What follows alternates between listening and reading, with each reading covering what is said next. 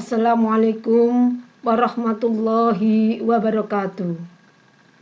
Para pemirsa video dimanapun berada, saya Eni Winaryati ingin berbagi sedikit dengan topik hikmah zakat dalam perspektif nilai karakter.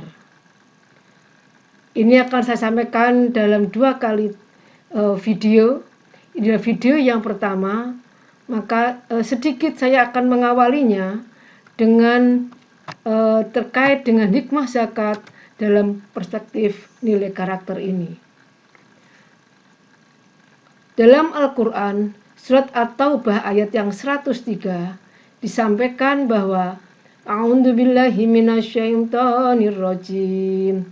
Wud min amwalihim shadaqatan tutahhiruhum wa tuzakkihim biha wa sholli alaihim inna sholataka sakanul lahum wallahu sami'un alim.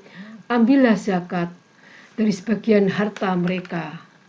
Dengan zakat itu kamu bisa membersihkan dan mensucikan mereka, dan mendoalah untuk mereka. Sesungguhnya doa kamu itu menjadi ketentraman jiwa bagi mereka, dan Allah Maha mendengar lagi Maha mengetahui. Di sini ada beberapa kata kunci yang perlu saya sampaikan. Yang pertama tentang berzakat. Berzakat di sini ada kata-kata bersih, yakni untuk membersihkan. Yang kedua adalah suci, kemudian didoakan dan tentram.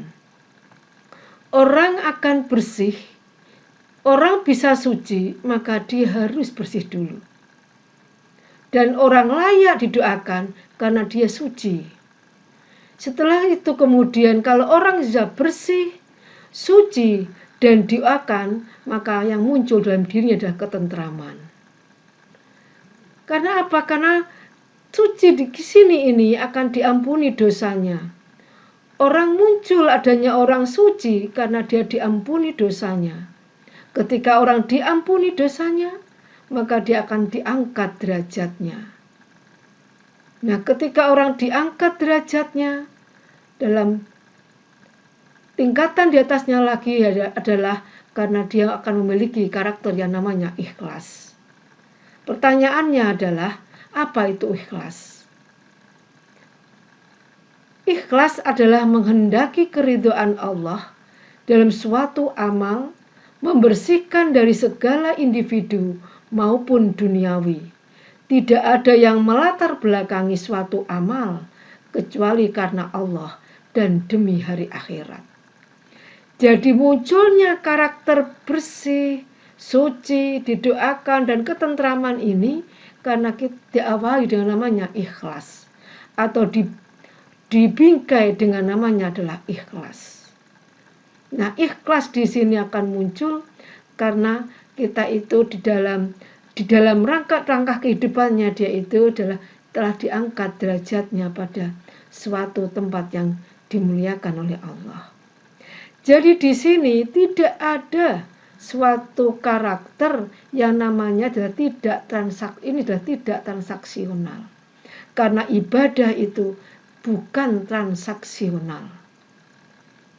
Karena ibadah bukan transaksional, maka di dalam langkah kita itu yang muncul adalah keikhlasan.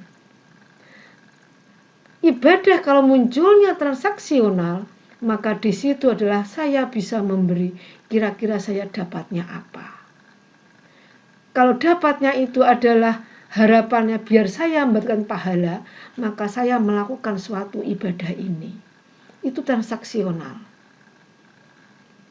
Jadi kemunculnya ketika akan tidak transaksional di sini, agar tidak transaksional, maka kita itu yang menghendaki adalah keridhaan Allah dalam suatu amal. Dalam segala amal yang kita harapkan ridhonya Allah. Kemudian dalam surat Al-Luqman ayat 4, A'udzubillahi minasyaitonir rajim. Alladzina yuqimuna sholata wa yu'tuna zakata wa hum bil akhirati hum yuqinun, yaitu orang-orang yang mendirikan sholat, menunaikan zakat, dan mereka yakin akan adanya hari akhirat. Berikutnya dalam surat Al-Baqarah ayat 43. Wa aqimus sholata wa atuz zakata warka'u ma'ar raqi'in. Dan dirikanlah sholat, tunaikanlah zakat, dan rukuklah beserta orang-orang yang ruku. Berikutnya dalam surat Al-Baqarah ayat 110. Wa aqimus sholata wa atuz zakah wa ma tuqaddimu li anfusikum min khairin tajiduhu innallaha bima ta'maluna basir. Dan dirikanlah sholat dan tunaikanlah zakat, dan kebaikan apa saja yang kamu usahakan bagi dirimu, tentu kamu akan mendapat pahalanya pada sisi Allah. Sesungguhnya Allah Maha melihat apa-apa yang kamu kerjakan. Dalam surat Al-Maidah ayat 55. Innama waliyukumullahu wa rasuluhu walladzina amanul ladzina yuqimuna sholata wa yu'tuna zakata wa hum raqi'un. Sesungguhnya penolong kamu hanyalah Allah, Rasul-Nya, dan orang-orang yang beriman, yang mendirikan sholat dan menunaikan zakat, seraya mereka tunduk kepada Allah. Dalam ayat-ayat yang saya sampaikan tadi, baik surat Luqman ayat 4, Al-Baqarah ayat 43, Al-Baqarah ayat 110, Al-Maidah ayat 55, dan saya yakin masih banyak ayat-ayat yang lain. Semuanya itu ada beberapa kata kunci, kalimat kunci yang perlu kita petik. Yang pertama adalah dirikanlah sholat. Yang kedua, tunaikanlah zakat. Ketika dirikanlah sholat, dilanjutkan dan tunaikanlah zakat. Yang ketiga adalah yakin akan hari akhirat. Yang keempat, rukuklah bersama orang-orang yang ruku. Yang kelima, dampak kebaikan diri. Yang keenam, tunduk kepada Allah. Yang ketujuh, Allah Maha melihat dan Maha mendengar. Nah, kalimat-kalimat kunci ini, mari kita lihat, ini adalah kalimat-kalimat yang perlu kita telusuri lebih dalam, kita telaah nilai-nilai karakter yang ada di sini ini. Kita ketahui bersama bahwa zakat itu ada nisabnya. Artinya apa? Ada batasan kekayaan yang harus kita zakatkan, yang harus kita sucikan. Nah, kemudian ketika harus disucikan, maka akan muncul memberi adalah suatu kewajiban. Nah, harus disucikan di sini adalah akan terhindar dari penyakit kikir, tamak, loba, dan sebagainya. Karena ternyata mensucikan, berzakat itu akan memunculkan orang kikir, pelit, tidak mau memberi, tamak akan kesombongan kekayaannya, kemudian tidak empati, tidak simpati kepada orang lain. Mungkin juga akan memunculkan rasa meremehkan pada orang lain, rasa musuh, penghinaan, merasa sombong, dan lain-lain sebagainya. Semuanya ini adalah penyakit-penyakit yang akan memunculkan keresahan dan penyakit dalam jiwa manusia. Sadar atau tidak sadar, kalau meskipun kekayaan dia merasa bergelimang dan harta, dia merasa puas dengan harta itu. Kalau dia pelit, maka ada suatu keresahan dalam dirinya. Dan itu adalah suatu penyakit. Yang berikutnya, kesemuanya ini ketika kita memberi dari sebuah kewajiban, kita berzakat, semuanya ini dilakukan secara berjamaah, terkoordinir, terorganisir. rukuklah bersama orang-orang yang ruku. Jadi makna itu adalah kita karena orang ketika berjamaah itu, maka kita bisa melakukan pemberian zakat itu dengan cara berjamaah, maka semua elemen itu akan mendapatkan sesuai dengan aturan-aturan yang sudah ditetapkan di dalam ayat-ayat Al-Quran. Ini harus secara berjamaah, terkoordinir, terorganisir. Itulah sebabnya maka kalau kita mendengar pimpinan daerah Muhammadiyah yang ada di Kendal, itu amat sangat luar biasa. Karena apa? Semuanya dilaksanakan dengan berjamaah. Sekali kegiatan pengajian pagi, kemudian disebarkan di situ kaleng-kaleng, begitu bersemangatnya semua orang yang ikut ngaji itu. Bahkan sekali pengajian diadakan pernah dihasilkan sampai ratusan juta rupiah. Kemudian ketika dilaksanakan pembagiannya pun dilakukan secara berjamaah, terorganisir. Nah, kalau apa makna terorganisir berjamaah di sini? Tentu di sini banyak orang yang terlibat, sehingga banyak orang yang akan saling memberikan evaluasi masukannya, memberikan sarannya. Kalau banyak orang terlibat, maka kecil akan terjadi orang itu berbuat kecurangan. Dan di sini akan muncul berlomba-lomba dalam kebaikan. Jadi di sini, yakni dirikanlah sholat, tunaikanlah zakat. Selalu dirikanlah sholat dan tunaikan zakat, itu satu paket. Selalu beberapa ayat, dirikanlah sholat dan tunaikanlah zakat. Setelah mendirikan, maka orang akan berzakat karena dia memiliki ketaatan di dalam ibadah sholatnya.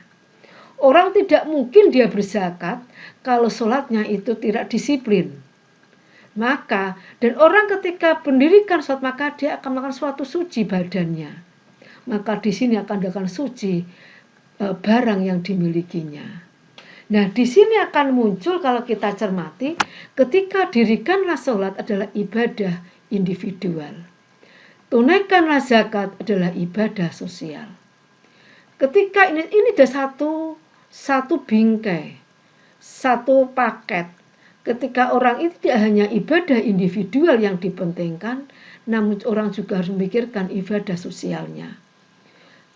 Hablum minallahnya juga dilaksanakan dan hablum minannasnya juga dilaksanakan. Ini satu paket.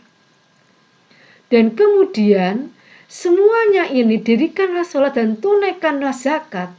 Yang muncul adalah keikhlasan diri, yakin akan hari akhirat.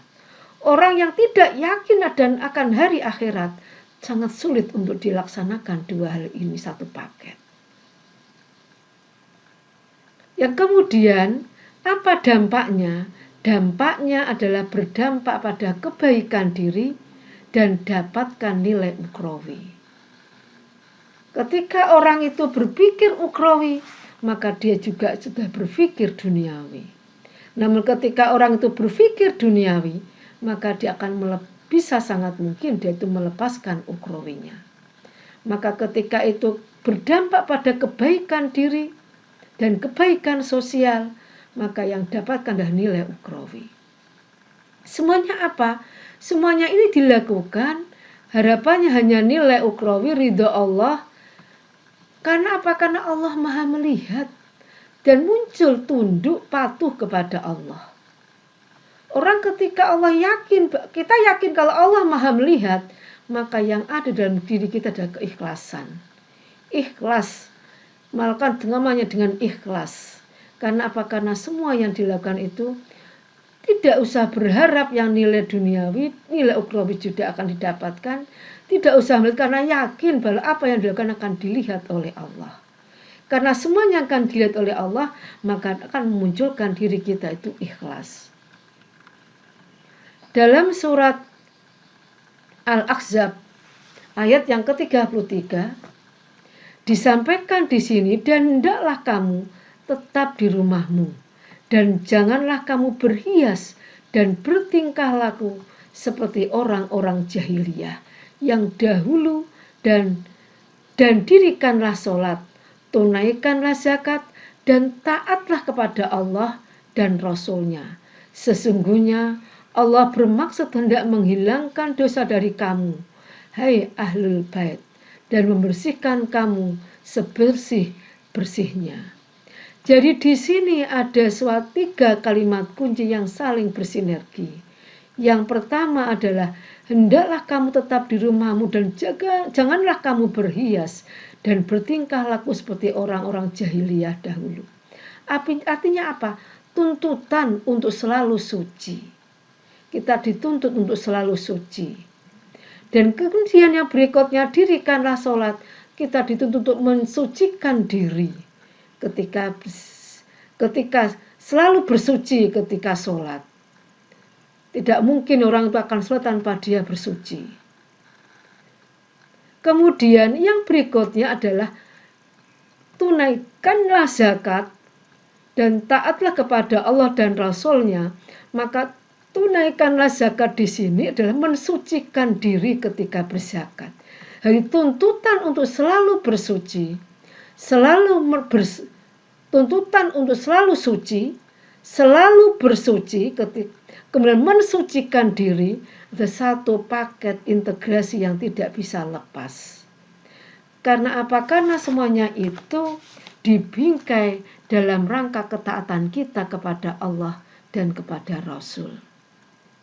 Nah, inilah kalau tidak mungkin orang itu tidak suci, dia itu akan melakukan sholat. Dan tidak mungkin orang sholat tanpa dia itu bersuci terlebih dahulu. Kalau ini sudah bersuci, maka ada muncul dalam dirinya adalah selain bersuci badan, juga disucikan barang-barang yang dimilikinya. Jadi demikianlah penggambaran yang bisa saya sampaikan. Penjelasan lebih rinci bahwa harta benda yang dikeluarkan benar-benar menjadi zakat dalam arti mensucikan dan mengembangkan jiwa dan harta benda sebagai pelaku kewajiban ini. Kesucian akan melahirkan ketenangan batin, bukan hanya bagi penerima zakat, tetapi juga bagi pemberinya. Kenapa? Ketika yang memberikan zakat, ketika dia itu kesucian jiwanya itu ada, maka dia akan bersungguh-sungguh dalam dia berusaha secara maksimal agar hartanya itu semakin melimpah dan semakin banyak pula dia bisa mensucikan dirinya. Memberikan semangat pada orang yang memberi untuk berusaha berikhtiar dengan sungguh-sungguh.